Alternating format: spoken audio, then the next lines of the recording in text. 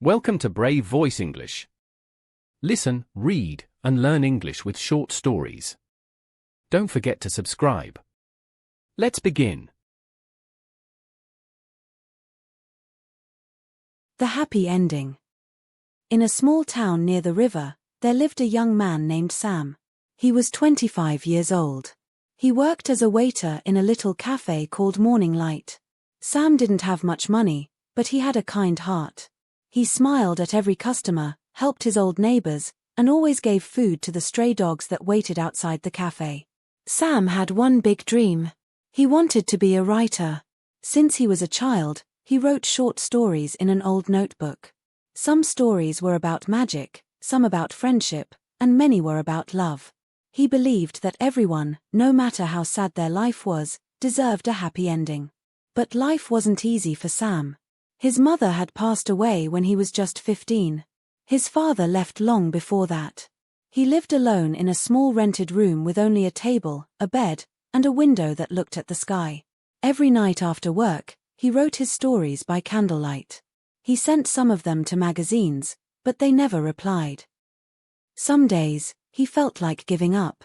One rainy afternoon, a woman walked into the cafe. She was wearing a green dress and had a notebook in her hand. She looked tired but kind. She sat at a corner table and ordered a black coffee.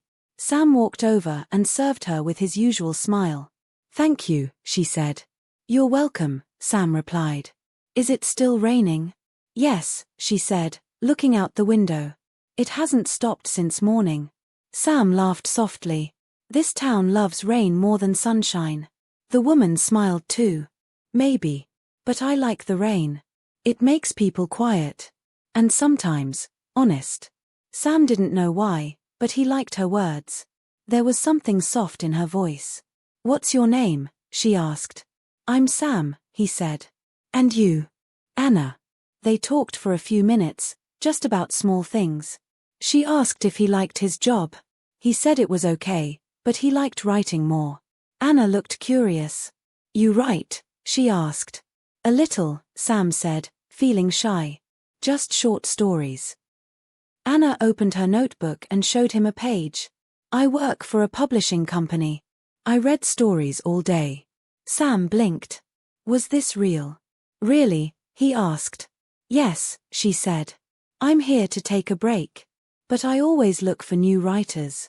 Do you have something I can read?" Sam felt his heart beat faster. Should he say yes? What if she didn't like his stories? But he had waited years for this moment. He couldn't say no. "I have a notebook," he said. "It's not typed or anything, just handwritten." "That's fine," she said. "Bring it tomorrow." The next morning, Sam came to work early. He had cleaned his notebook, removed all the messy pages, and tied it with a red ribbon. His hands shook when he gave it to her. Anna smiled and took it. "I'll read it tonight," she said. "Come back tomorrow." That night, Sam couldn't sleep. He kept thinking about Anna reading his stories. Would she like them? Would she cry at the sad parts? Would she smile at the endings? The next day, Anna came back with the notebook. She sat down, looked at Sam, and said, "You have something special." Sam felt tears in his eyes. "You liked them?"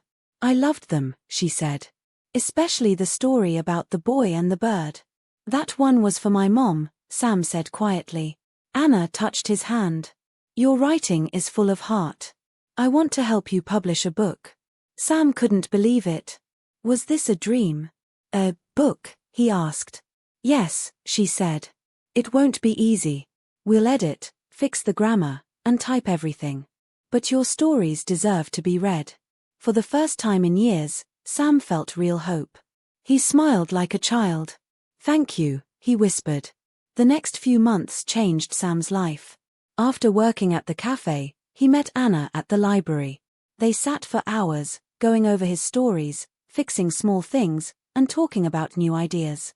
Sam learned how books were made, how covers were designed, and how titles mattered. He learned that writing was not just emotion, it was also hard work.